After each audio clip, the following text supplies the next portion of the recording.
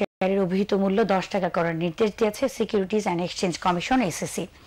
যেসব কোম্পানি নির্ধারিত সময়ের মধ্যে এই নির্দেশ বাস্তবায়িত করতে পারবে না সেসব কোম্পানির শেয়ার লেনদেন স্থগিত করা হবে বলে সিদ্ধান্ত নিয়েছে এসএসসি। এসএসসির এই সিদ্ধান্তকে স্বাগত জানিয়েছে ঢাকা স্টক এক্সচেঞ্জ। গোলাম পারভেজের রিপোর্ট। সিকিউরিটিজ অ্যান্ড এক্সচেঞ্জ কমিশন মঙ্গলবার তাদের নিয়মিত কমিশন বৈঠক ছাড়াও বাজারের বর্তমান পরিস্থিতি নিয়ে ঢাকা স্টক এক্সচেঞ্জ কর্তৃপক্ষের সাথে বৈঠক করেছে।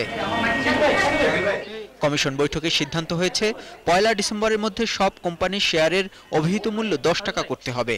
তাই সব কোম্পানির জন্য অভিন্ন রেকর্ড ডেট ঠিক করা হয়েছে এবছরের 30 নভেম্বর। বাজারের বর্তমান পরিস্থিতি সহ সার্বিক দিক বিবেচনা করে এসব শেয়ারের ফেস ভ্যালু বা অভিহিত মূল্য সমান করা হচ্ছে বলে জানিয়েছে এসএসসি। 1 ডিসেম্বর 2011 থেকে এটা কার্যকর হবে। কোম্পানিগুলি আপনারা জানেন যে কনভার্সন করতে গেলে একটা প্রাইস সেন্সিটিভ ইনফরমেশন দেয়, দিয়ে তারপরে কনভার্সন। এই ক্ষেত্রে আর কোনো প্রাইস সেন্সিটিভ ইনফরমেশন এইভাবে থাকবে না।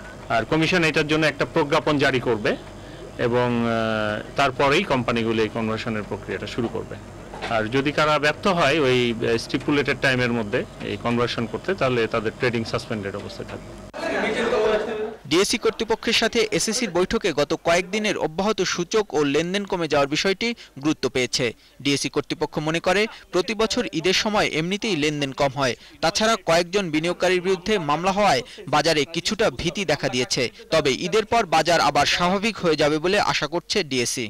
আমরা দৃঢ়ভাবে বিশ্বাসী এসএসসি যে 10 টাকার সিদ্ধান্ত নিল এবং অন্যান্য যে কার্যক্রমগুলো সামনে আসতেছে, মার্কেট ইনশাআল্লাহ রোজার পরে আবার নরমালিতে ফিরে আসবে। যারা রেগুলার ট্রেড করে তাদের মধ্যে একটা ভীতি কাজ করতেই পারে। বেশিরভাগ বিনিয়োগকারী মনে করতেছে যে বাজারে ডিসিপ্লিনের জন্য কিছু অ্যাকশন কিন্তু দরকার, তা না হলে এটা মার্কেটটা তো ডিসিপ্লিন থাকবে না। সো আমরা দেখবো হলো মামলার মেরিটটা। আমি এই মুহূর্তে বলতে চাই না যেহেতু একটা মামলা হয়েছে এটার মেরিটটা দেখে, এবং এই ধারায় মামলায় কোনো শাস্তি হয়েছে বলে আমার জানা নাই। এদিকে বাংলাদেশ শিপিং কর্পোরেশনকে 62,74,000 শেয়ার ছাড়ার অনুমোদন দিয়েছে এসএসসি।